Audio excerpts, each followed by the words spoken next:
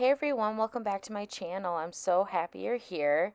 Today I'm going to show you this tutorial on lived-in blonde and how I like to achieve that.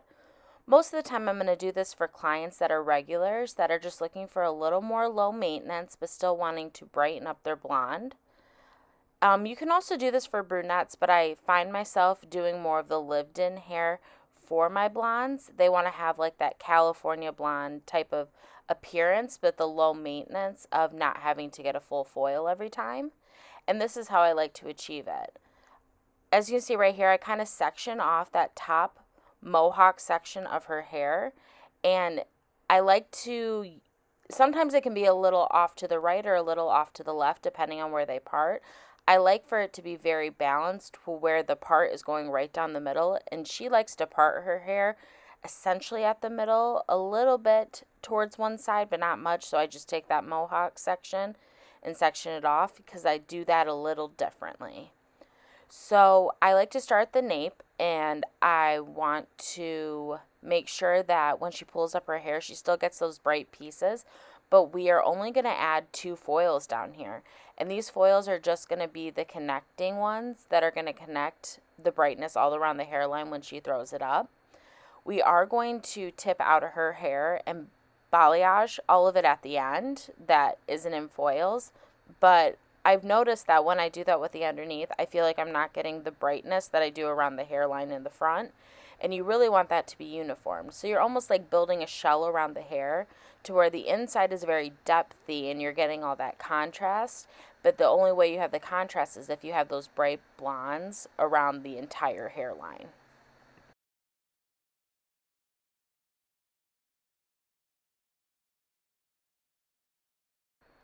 Moving to the hairline around her face, I am just going through and baby lighting and doing my money piece technique that I will link for you guys.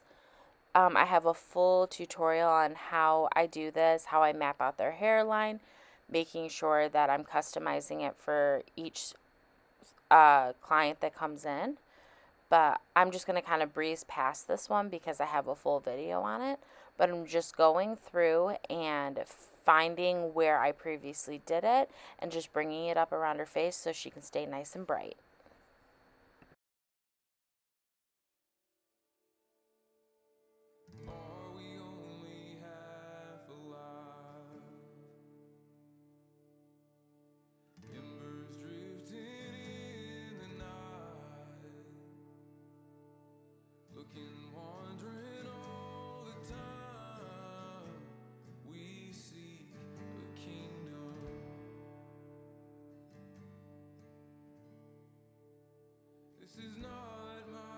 Now that we're at her mohawk section, as you can see I'm doing right here, I'm just kind of seeing where the hair falls, and I was making sure and double checking where her part was.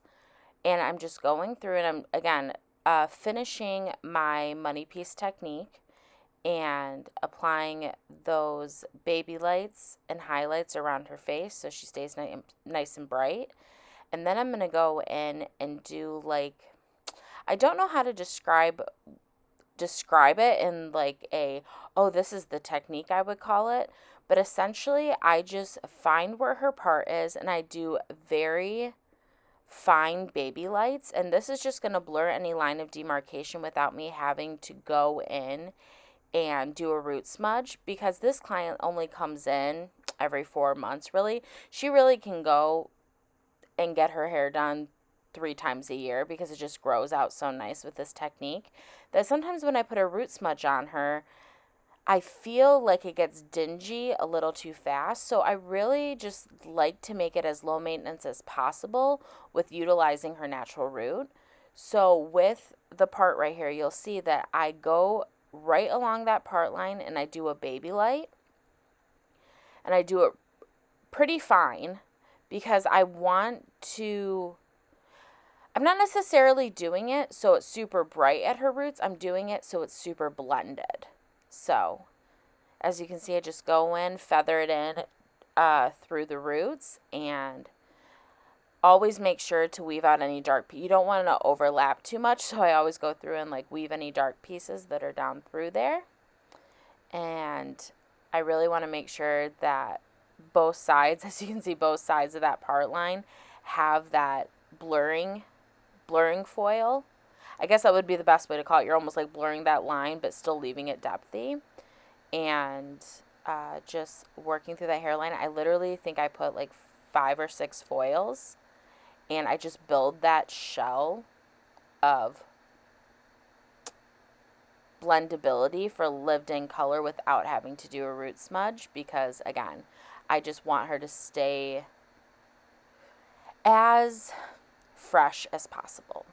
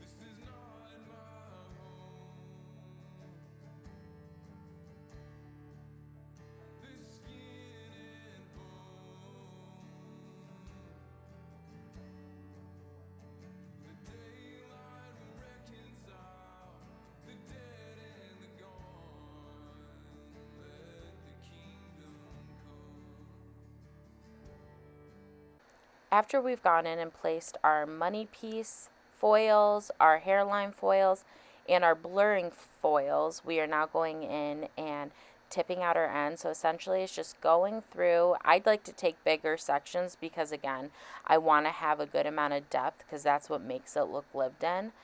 So I like to keep when I'm balayaging, the lightener higher towards her hairline and towards the back. I like to make sure that it has a little bit more depth because that's essentially what the sun will do.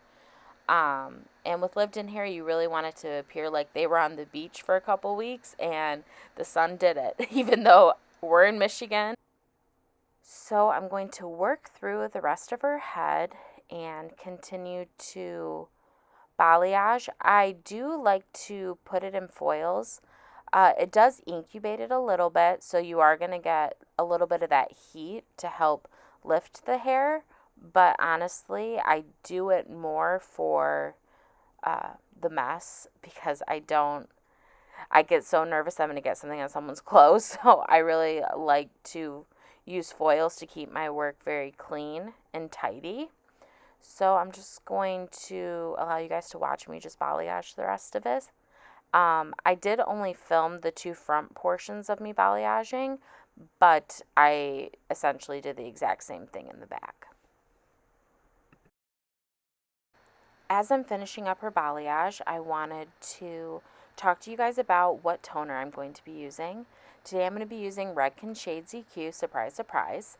I'm going to be using it without clear, and the toner that I'm using, the combination, is 10NB, 9P, and Pastel Pink. I've noticed that with this toner, it really does give you a bright but vanilla without being too yellow kind of glow. And I know when you hear pastel pink, you're like, whoa, but it's really been a nice additive to any type of blonde that I do. And it's been fun to kind of like dabble. Sometimes I'll put the pastel peach in there, but I think it also can be used as like using equal parts of 10NB and 9P, and then adding like 9G or 9AA. It kind of does the same thing, but in a fun way. It's been fun to kind of play around with those pastel pinks.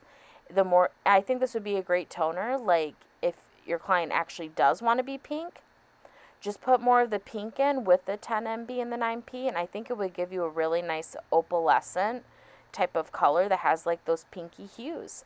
So I'm going to mix that up, and I did add a few clips, one where you can see side by side me applying the toner, and then what it starts to look like after you start to work it through and it starts processing, just so you know that it really isn't too scary.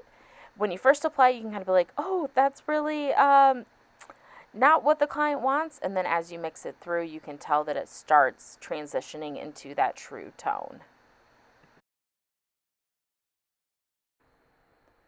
I also want to say thank you so much for watching this video. If you could like, subscribe, comment, turn on the bell, maybe head over to Instagram, send me a DM, let me know that what you want to see next. I would love to follow you and follow your hair journey.